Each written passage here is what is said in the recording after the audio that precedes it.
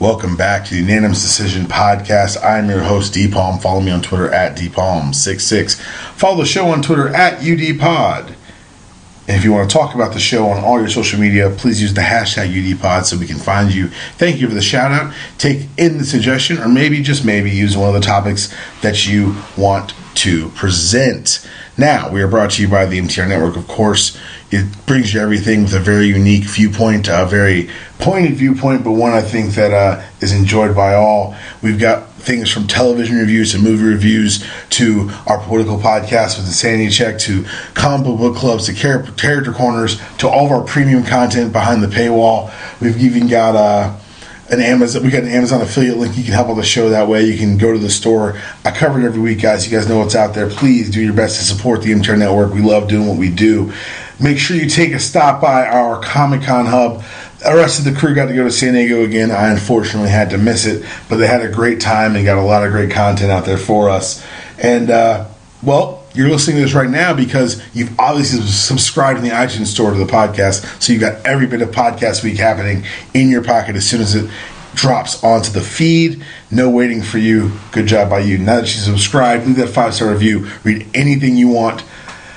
I guess I can't say about it. Anything you want said, I'll read it on the air. Whether I like it or not, it may make me sad, but I will power on through. Podcast Week rolls on now, guys. Like I said, we've got a great set of guests today. Yesterday, we had a lot of fun talking with Chad Floyd from Dude You Crazy about Georgia's prospects for the season. Today, we've got two more college football experts who are here to talk about the rest of college football, the Power 5 conferences. And we're talking to Connor Tapp from 24/7 Sports and Micheal Felder, who is from Bleacher Report. And we just had a great time doing it. I do want to note that Felder had a bit of some audio issues on his end. So his audio isn't as smooth as I would like it to be. Tried to clean it up as best I could. But there's a lot of great content. And I just ask that you bear with us through the audio issues there. And, here it is. All right, welcome back. Podcast Week rolls on. And we've got more special guests with us. I promise they get better from yesterday. And while Chad wasn't a bad guest, and Dude You Crazy is an important side, I got two, I'm not saying better guests, but different guests. That's in case Chad's listening. If he's not listening, they're better. First up, we've got Connor Tapp from 24/7 Sports. What's up, Connor? Howdy. Thanks for having me on, Daniel. And thanks for coming on. And we've also got a friend of the show, longtime friend of the show, Micheal Felder from Bleacher Report and about 1,000 other things. What's up, Felder? Man, busy as hell. Just getting back into the swing of things. It's the season, man. It's that time of year. Yeah. I woke up this morning and sat down and did some work, and my wife looked at me like, what's wrong? Why are you so stressed out? And I was like, it's work. I'm back at work. I literally feel like John Wick. Like I went through the whole summer, and people keep asking if I'm back. I'm thinking I'm back. Well, I do want to say both of you guys do have this as your jobs, and I appreciate you taking the time to chat with us on UDPod. But I did want to, yesterday we did the breakdown of Georgia football, how it looks this year. Spoilers, doesn't look great, not going to lie. What? I'm down on O-line, which is something I've said for the last 5 years. And I don't love our schedule. I mean, long term, I still don't know how I feel about Kirby, but given the way the divisions, it's getting better, and I'm excited about the East and where it's headed this year. But I mean, Georgia, they're among the teams I'm considering picking for the East. As a South Carolina fan, I take that as bad juju and reverse jinxing. So how dare you, first of all. Second of all, just so you know, Connor, I scheduled my wedding on what was always after the Florida game. Georgia always has a cupcake. So I scheduled the wedding the 4th. And, of course, the schedule gods have created a situation where I got to get married and possibly lose to South Carolina the same day. Oh, man, I'm sorry. It's not what I was planning to do. I'm not going to lie to you. You guys always just terrify me, and Muschamp still terrifies me. And, yeah, I don't feel great about it. But well, he terrifies us too. It's just that's the double-edged sword that is Muschamp. But I brought you guys on to not kick at the ashes of what I think Georgia's season is going to be, but to look at the larger picture of college football. I'm aware we have listeners who don't just follow the SEC. I've heard there's other conferences out there, and we're going to find out more about them today. We're going to start going east to west, and we're going to start kind of where the season ended last year, with the Clemson Tigers holding a trophy that honestly I didn't think I'd see in my lifetime. And while they did lose a lot, I got to question, where they're going to stand in this new season. Louisville's bringing back a Heisman Trophy winner. Florida State remains Florida State. But I think this is the first year, last year was, I should say, that the ACC fulfilled its promise of when it absorbed the Big East. The idea was, once we got Miami in, we'll be a perennial powerhouse in football. It didn't happen the way they thought, and Clemson ended up rising to the top. But, Connor, first of all, was that the best of the ACC, that we're going to see for a while? I don't know. I think they might not be quite as strong at the top this year as they were last year, but I'm in the near long term continue to be bullish on the ACC. They made some strong coaching hires in the past 5 years or so, and that's kind of like lifted the I don't know. I'm shooting for a rising tide boats thing. Yeah, no, I think you're here, right, but I'm not quite finding the words for it. No, I think you're right because the coaching talent is undeniable that's come in, and one of those coaches. And I am who I am. It's got to be, you got to look at Mark Richt, you look at the classes coming in next year. Felderman, is this the year that Miami kind of fulfills its promise of what it was going to be when it joined the ACC?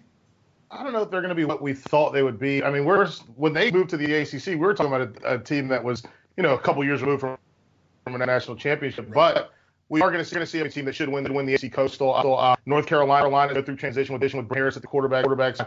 Obviously, has got a mess of own problems on the field, off the field. You think the fact that Georgia Tech is the team that win literally Georgia Tech. They can win 5 games. They can win 10 games. Who knows what they're going to do? So I think as far as the ACC it goes, same.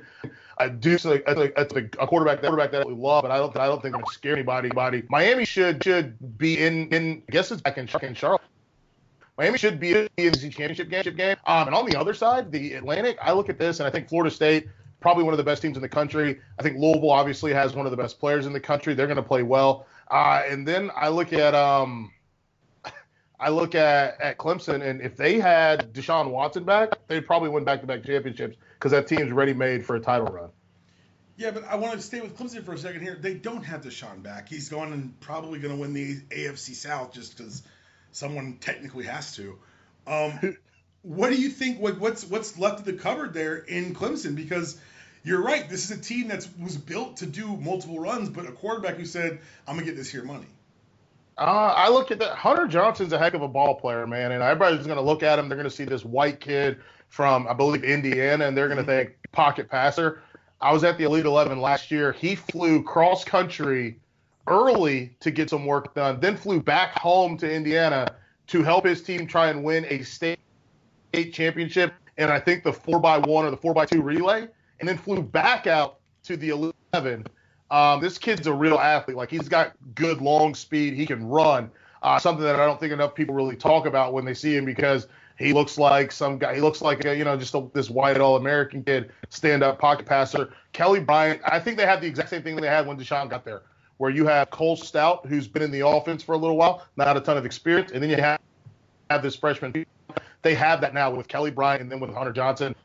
I wouldn't be surprised to see them both get reps early. And if Hunter can win this job, I think the sky's the limit, and that includes beating Florida State, maybe get to the playoffs.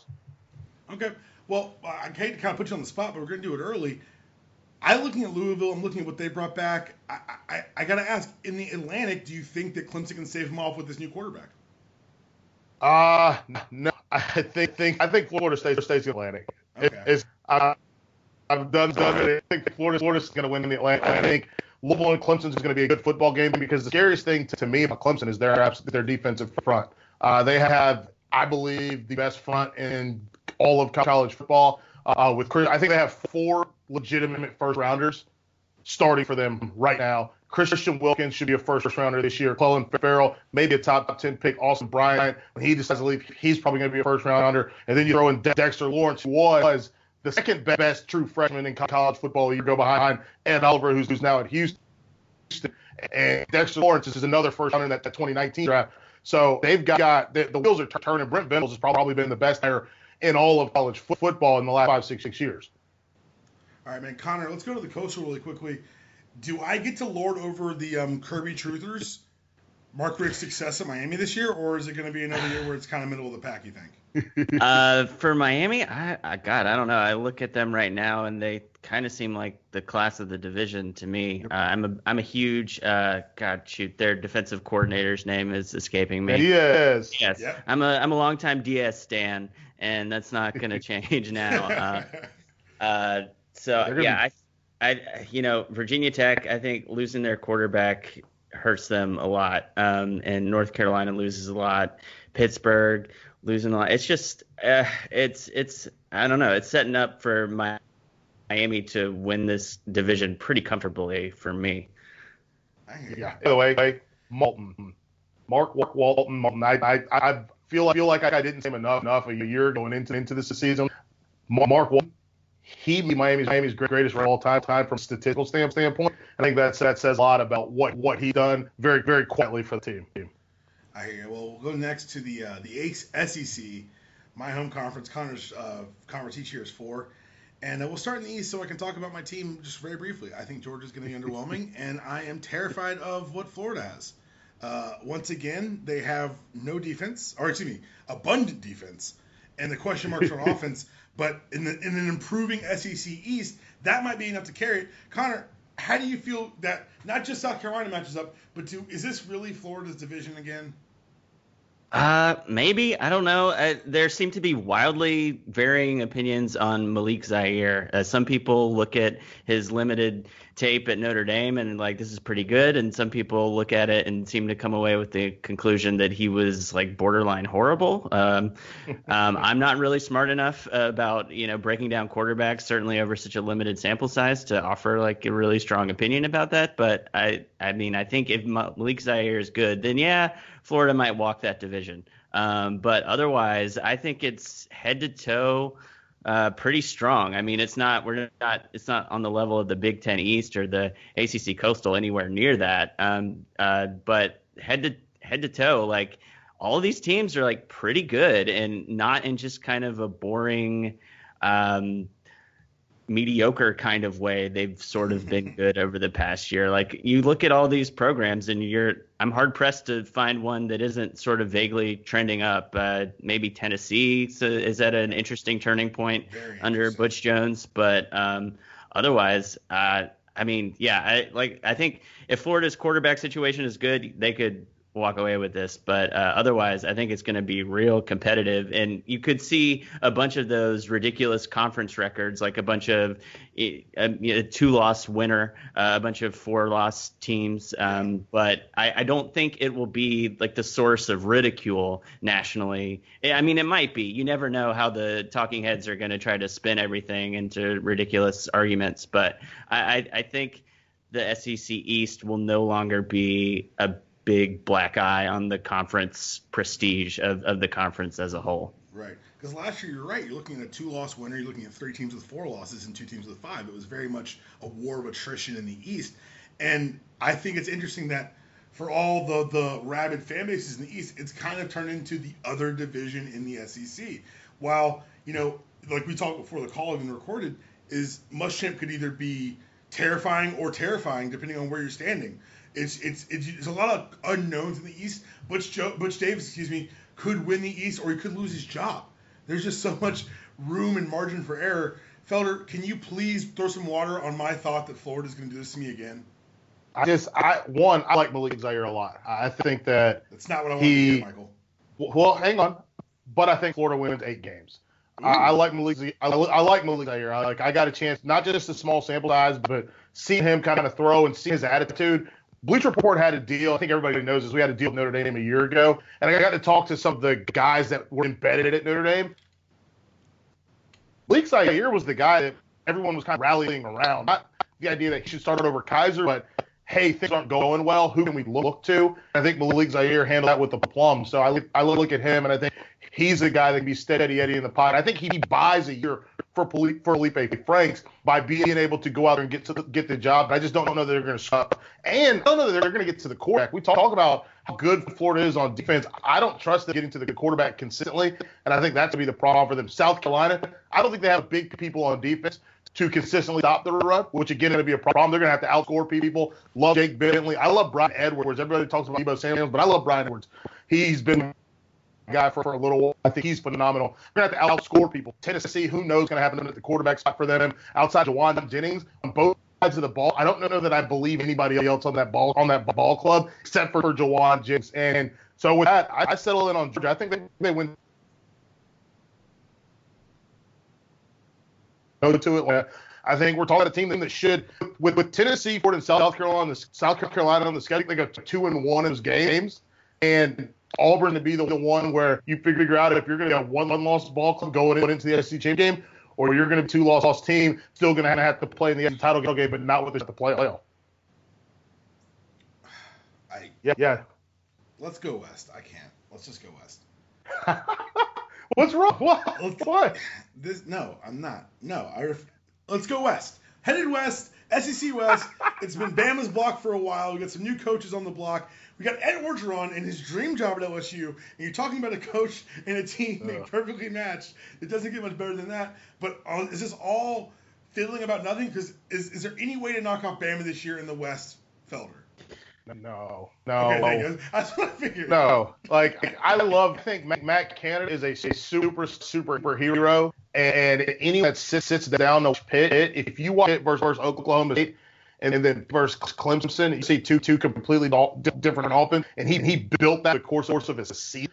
But I think that he's going to be able to LSU in what he wants. I don't think Orgeron.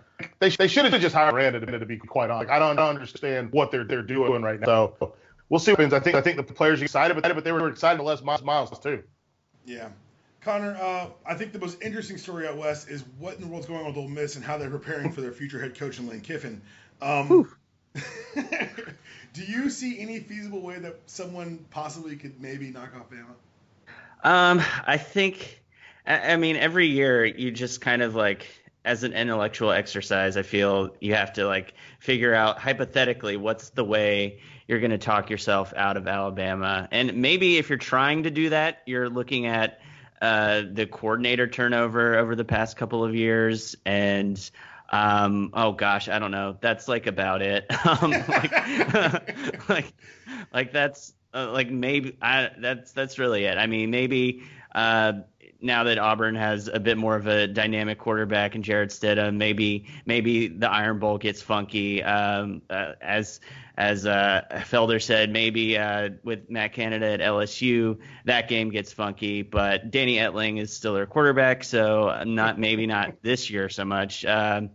And the rest of the division is not really doing much for me. I know Mississippi State is a popular sleeper pick. I think that's getting kind of carried away. They're a sleeper pick in the sense that maybe they'll win 7 or 8 games, but they're not winning the SEC West.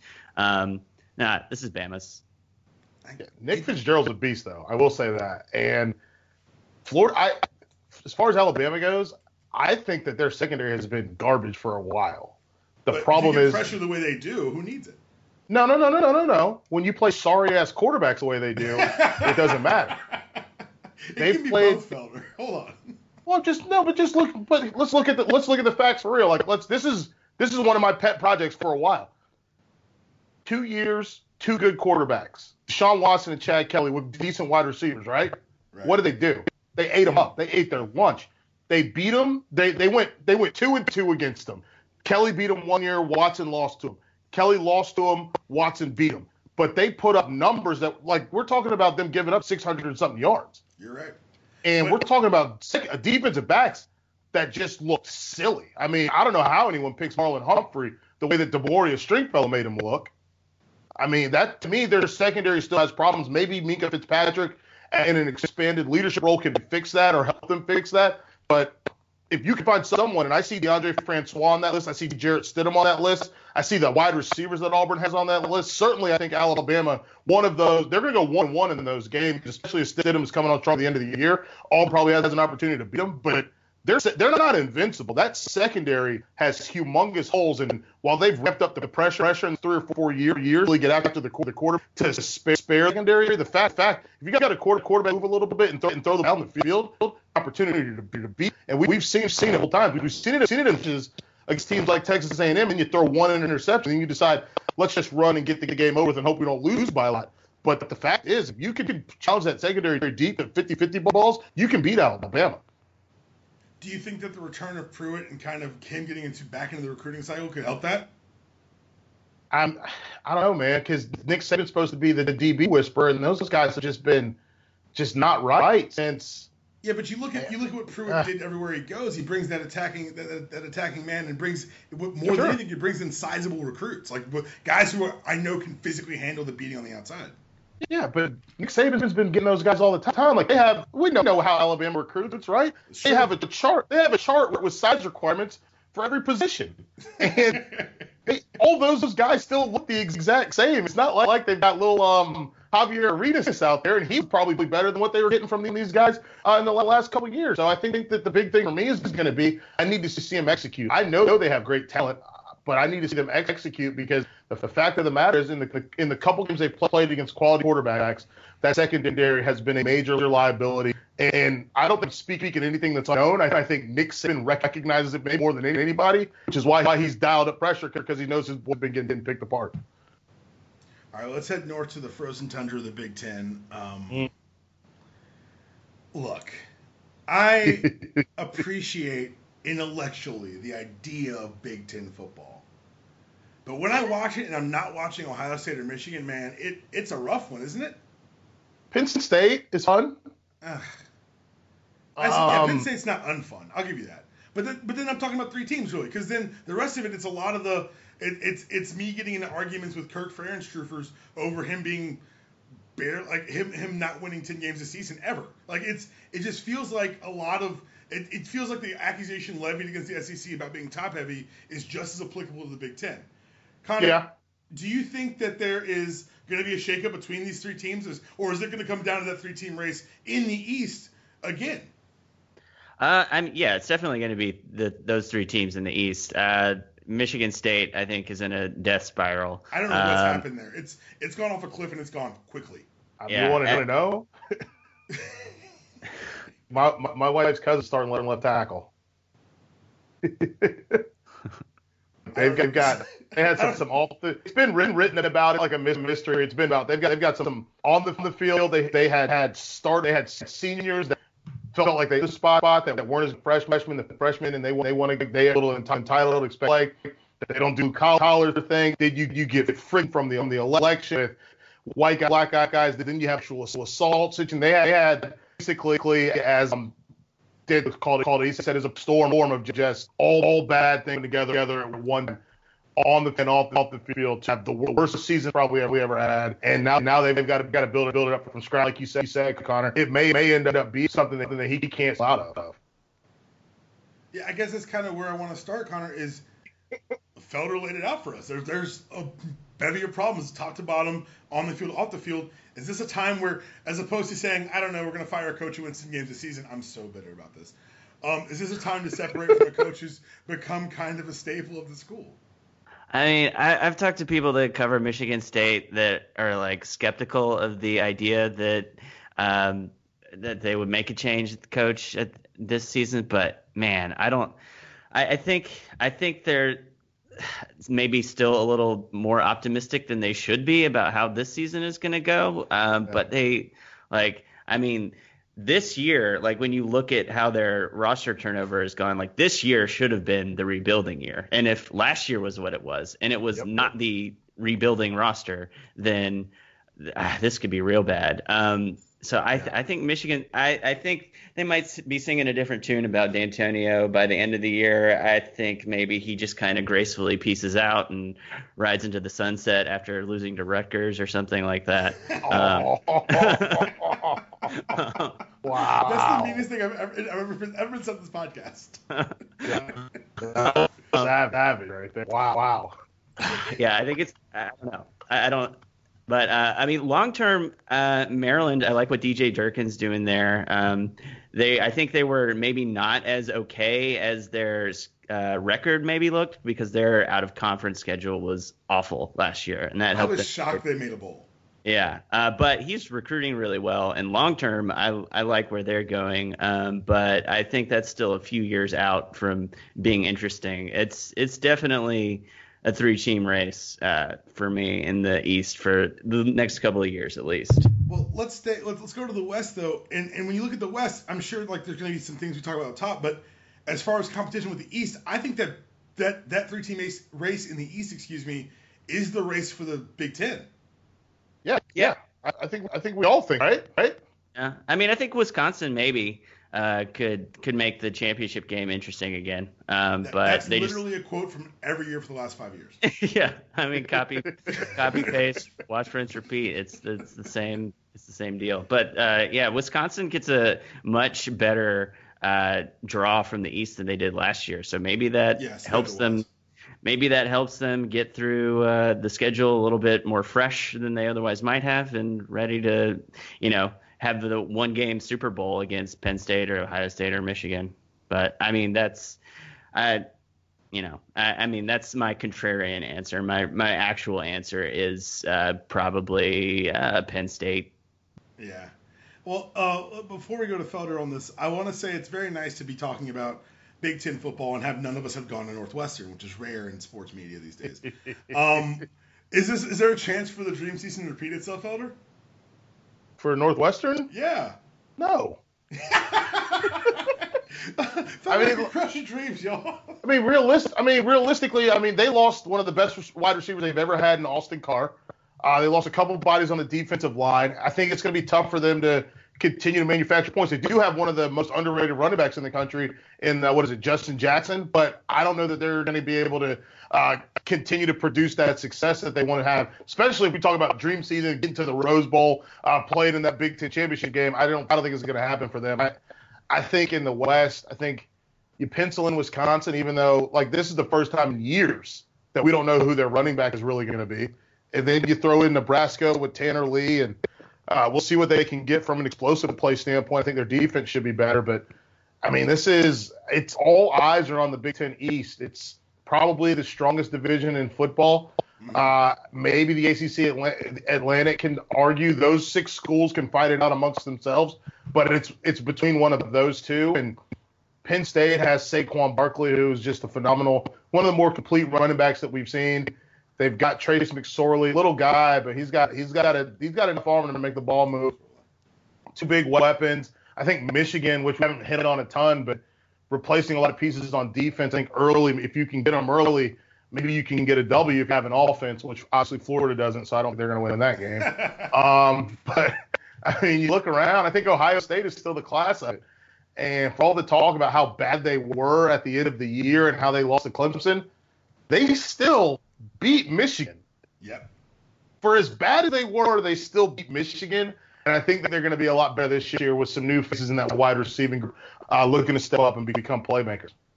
I'm glad you said it and I didn't have to, because this is y'all's job. And I was doing research for this. I was like, how do I not know the Wisconsin running back? Well, that's the thing, though. That's crazy. I was like, I must just be off. I legit was doing research. I got to let them talk about Wisconsin because I should know who the running back is. But every year we see, it's this guy, then the guy behind him, this guy, and then the guy behind him. He's going to give way to this guy, and then this year, once Clement left, we know. I'm good luck. What's Chris James or the Shaw kid? Who knows? What did they have? They used to have Antonio Anderson. He ended up going somewhere else for school. So it's just very interesting how it all has shaped up. They got a lot of work to do. I think defensively they're going to be fine. I love their defense, but on the other side, man, you have to score more points at some point, right? And that's kind of the idea, yeah. I just don't know where they're going to come. Like Troy Fumagalli was one of the best ends. Is he going to carry all the water for Wisconsin? He might have to, especially early on. Let's go to a conference now that let's just say it up front. It needs divisions, not just for a title game, but so I can be better organized for this whole thing. No way, dude. 10 on is great. I love 10.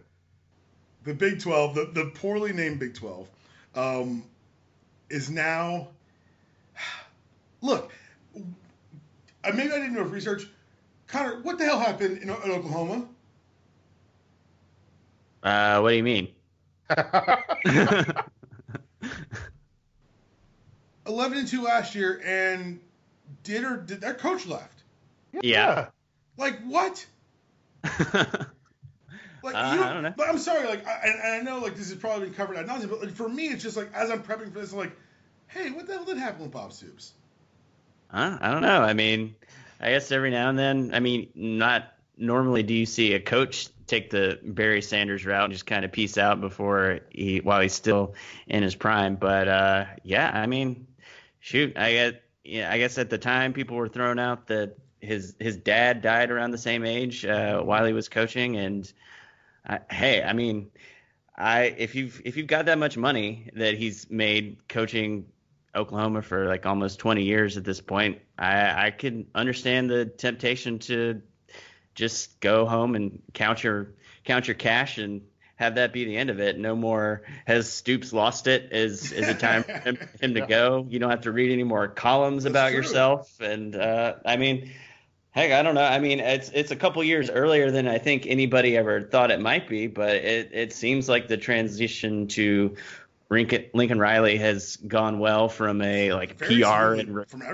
recruiting standpoint, and we'll see if that continues onto the field. I don't really see any indication at this point from coaches that we've talked to for pieces at 24/7. Like everybody's pretty optimistic that he's going to be able to handle this and has been groomed for it for a long time. So, I mean, it's not really doing anything to diminish my expectations for Oklahoma this upcoming season. I mean, he's going to be unlike Stoops, he's going to probably get the best challenge from Texas he's gotten quite some time. So that's kind of what I want to start with. Like, it's one thing, Stoops leaves. It's another thing to leave in June. It's a whole other thing to leave in June when your rival is touting their biggest signing in a head coach since ever. Like this, they've really put the PR machine behind this Tom Herman thing, and it's interesting that Lincoln Riley, because in Felder, you and I have talked about it before. Going from a position coach or a coordinator to a head job is so much different in 2017. You're truly a CEO, and throwing this guy in first position CEO with all the bright lights on him, with a very full cupboard, and against a very hungry rival in Texas, it feels to me like so much can go wrong.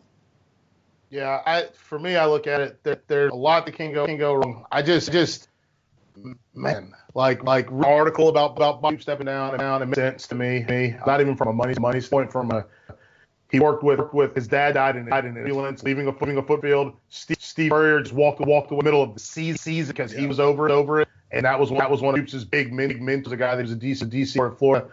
Then him deciding to leave. I look at Lincoln Riley, man. I just young guy getting that job. I mean, he was just the offensive coordinator at East Carolina a couple years ago. So he got to Norman 3 years ago. Yeah. So I mean, this is big for him, and he's got to step up. And I think he thought he was going to get this job. He didn't think he was going to get this job now. He thought, let me put in a couple more years. I'll get this job in a few years. I'm going to take it over. And then on the other side of that Red River Shootout, Tom Herman. All I ask from media people, from fans, from everyone, let's hold this guy to a high standard, because he's not taking over some whack-ass rebuild. He's not taking over the cupboards are bare. Right. He's taking over a program that's recruited at a high level for the last 3-4 years, and a program that's got good talent. And we saw what he did at Houston, and I expect him to go out. If he doesn't put 9 wins up on the board, I'm going to ask what's wrong. You kind of have to. They put themselves in a position where, yes, maybe things weren't going as fast as they wanted to under the previous regime, but things were definitely trending upward. And for me, this is almost, and you're right, I'm very selfish. I'm going to keep tying back to this, but it's when they fired Rick at 10 and finished with Kirby at 8. It's like, wait a second, what the hell? You got to ask the question. This team didn't make a bowl last year. Right, correct. But the goal can't be, the bar is higher than make a bowl. The bar has to be, like you said, 9 double-digit wins, and that Red River Shootout can't be ugly. Yeah.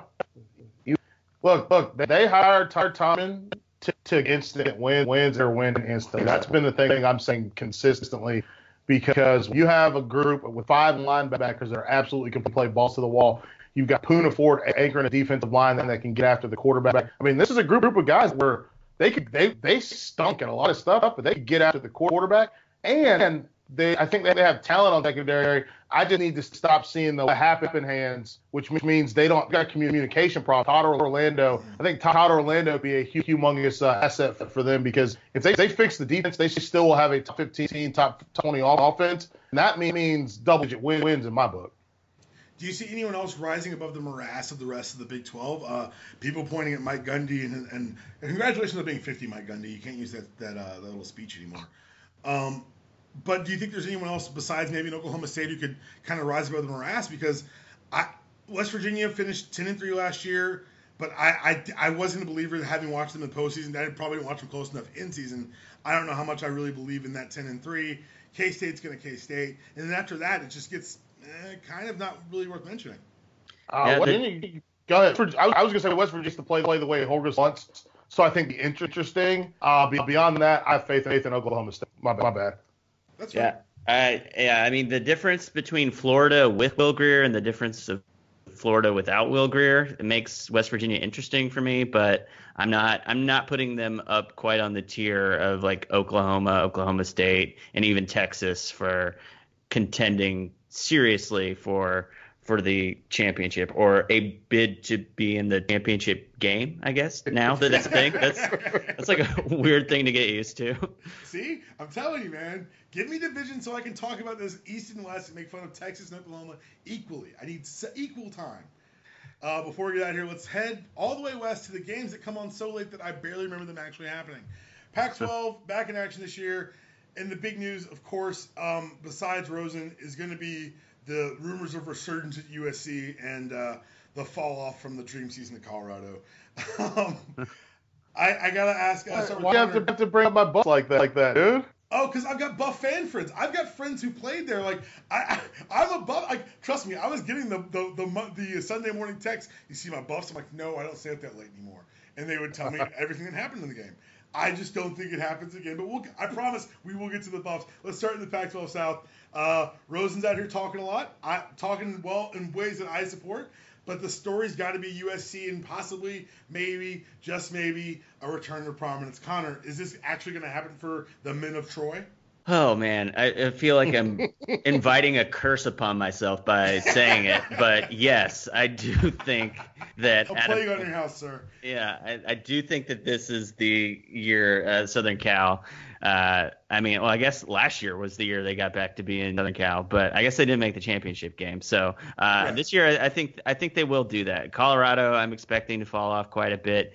Utah's going to be Utah, but I don't think it'll be quite enough. And UCLA has Rosen back, but I still struggle to see them being on the same level as USC. So yeah, give me the Trojans in the South. I got you. My strong feelings about Jim Moore notwithstanding, I do hope that the Bruins do well, because I think that Rosen coming out and speaking out the way he did, and the reactions have all been very weird, but I think that it's nice to have someone out there, a kid out there who feels that he can say these things, which I don't think existed 10 years ago. No, yeah. He's calculated with what he says, and even more hates, but he's the best in your football team. So you better get used to it. At least for this season. Like, yeah, you're mad I spoke, but what, you gonna bitch me? It's crazy. I think the most interesting in this is a little bit away from football, but it really speaks to a guy who who has a worldview. Football's part of the world. It's a coach who grew up on of a pretty successful head coach, or has long time had successful is up and down. Long time head coach, played football, was around football, his life and football his world. That's a big flash they have, and more because football is tunnel vision, can't get outside at all. He can see anything outside. As the South goes, Buff's gonna step back. Obviously, they lose Jim Leck. They've got some real issues with that in terms of the guy that hit his girlfriend, and they went to the athletic director and that deal. They're gonna take us back. I think an Arizona team that tried. We don't talk much. He may have fired. Arizona State's got like eight quarterbacks on scholar. I mean, you see, they've We'll take transfer everywhere, plus other guys. I don't think they're going to be any good. We throw in. I do love Micheal Harry though. He's a beast. USC. I need to see more from Sam Darnold in terms of pushing the ball down the field. Wide receivers. I will say Tyler Vaughns, I think, is going to have a huge year for them. They should win the Pac-12 South. Just by way of everyone else is just they're in various stages of being a dumpster fire, except for Utah. I think Utah's steady. They're the steady hand that if USC slips up, then Utah can take this thing home. UCLA. When's the last time they had a receiver that scared anybody? I mean, it's pathetic how bad they are. It was one of my very first. Do you remember Terrence Austin? Yeah, he was my first client. Nice. When I was an agent, ever. So that's the last time. That's the last time. There's your answer. I mean, it's bad, and their running game is even worse. So if you're going to let I think Josh Rosen's the best quarterback in college football. If you're going to let him get hit like 65 times in 6 games, then what are you doing? Like, do you care at all? Are you punishing him? Because that's what it felt like. It felt like Jim Moore was like, listen, wide receivers don't run good routes. Also, I know that I'm not going to have this job for much longer, so let's just punch him because I told him not to speak out. So let's just push him. And it looks like he was on punishment the whole time, and I feel like it's going to be like that again this year unless we have some massive guys stepping up to do something, anything on the offensive side of the ball to help Rosen out. I've already got a headache thinking about the anonymous NFL scouting reports on Josh Rosen. It's coming. You know it's coming. You're right. Man. Yeah. It's going to be... Anonymous scout season is going to be heavy on the UCLA campus. Yeah. They're the worst. They are the worst. Just buckle in now, guys. Let's go to the... that was really funny. The Pac-12 North. So, like I said, I have to research for all this because I don't watch the Pac-12 as closely as I probably should. And I was looking at Washington because someone had picked them to win it. And the first article, I swear to you, was about their LED-filled locker room. And I want to take a second to talk about a scourge of college athletics. Ugh. Stop sharing and celebrating these like tricked-out locker rooms. They got a DJ in Georgia. Who gives a shit? What the plan, just so you guys can just see through the code, if we have everything you need here, why would you leave our facility ever? We should always be watching you. Yep. Don't have to leave. You don't have to leave. And here's the other part of the jig. As cool as some of this stuff looks in promotional materials, the amount of times or the amount of benefit that it provides people is relatively minimal compared to how cool people it is. Like literally, right. The tees in the Texas locker room, they're not watching what they want to watch on those. That's just game film, baby. If they're lucky, circuit. If lucky, it's game film. It's probably going to be their name sitting on top of the thing, or one of the word art bounce longhorn going back and forth. That's all it's going to be. I could talk about this all day because you see, we have recruits coming on the weekend. TVVs would be Tar Heel strength, whatever it is. We had to go into the weight room, and after I was in the last weightlifting group. They used to make us. We got that done. We used to lift 5 minutes short, and they used to make sure that we went through every weight, faced them out, so that the Tar logo on them was not just face out, but was centered facing, so that when it come in, looks really good. Like that's what what it's for. It's all for recruiting. It's all for parents. It's for fans to get excited. Because that's a smoothie thing that I saw a recruiting visit that I'll be dead I ever used for drinking hard shakes out of them. There was no fresh nose. You're right. And the only reason I pick on the Texas one is because the SID at Texas was my SID at Columbia. Yeah. Hi, Darlene. And it's a great idea. You guys do great promotional work. We just, we know. We know. The barber? How often do you think that barber is that Oregon? The barber. Connor, how often do you think that barber's there? You think he's there nonstop on call? That would be a pretty wild waste of his time if it were, I would think. Like that's crazy. Like, come on. It's not real. Yeah. And with the TV, you think I'm like, oh, that's cool, but I've got a TV in my dorm, so maybe you No, could just don't go like, to your dorm, Connor. You're not supposed to be there. Yep. so maybe you could just slide me some cash, maybe, because that was because like, hold on. That's way too far. We don't even joke like that. Is there any way that I could just get a standard metal locker and then all this extra money you just give it to me? oh, that would be an opt-out program. Like, that's not how the NCAA works, fellas. That's too much like right. But let's do a little breakdown of the Pac-12 North. Like I said, the number one story for me was the Washington Huskies film, but they did win the North last year. You look at the perennial powers.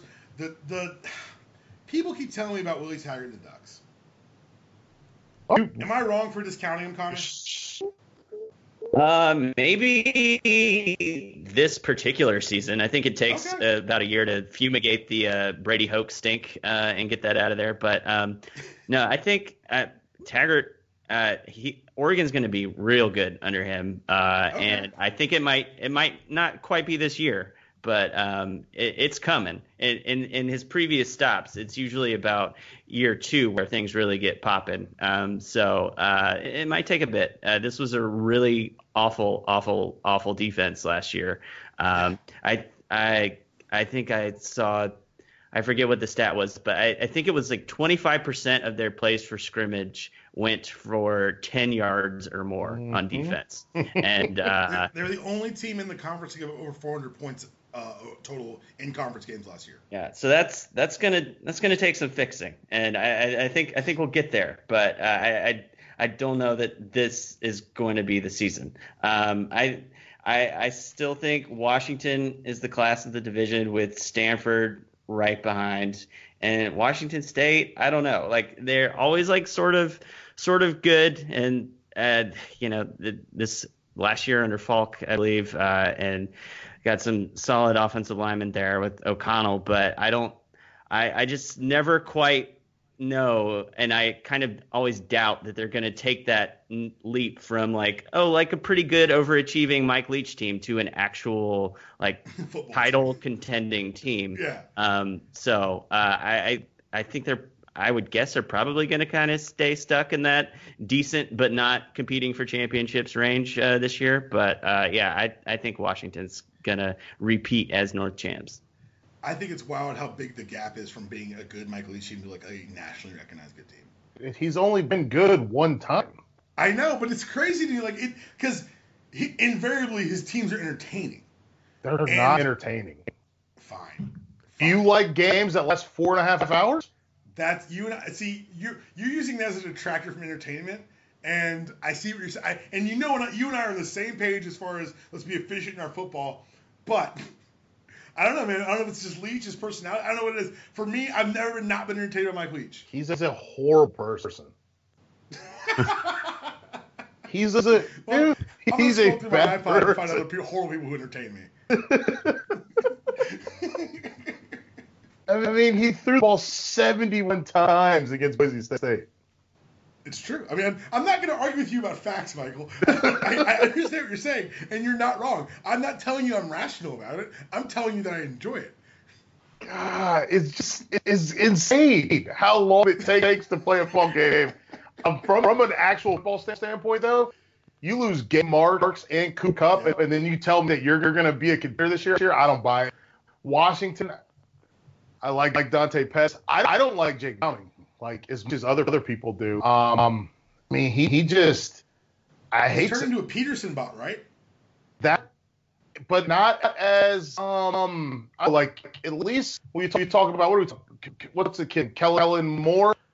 That kid show up in big spot. He made big throws, and I thought Downing did the opposite. I felt bad when I did it, but it came out already. He shrank in those spots. You're right. Yeah, he came out at least small in the spots for that team. And I don't know how to rebound from that, especially when he's got the same arm as Kelly. That's for sure. I mean, he can't. I don't know that he could throw the ball more than 30 without putting his entire body and giving it everything got.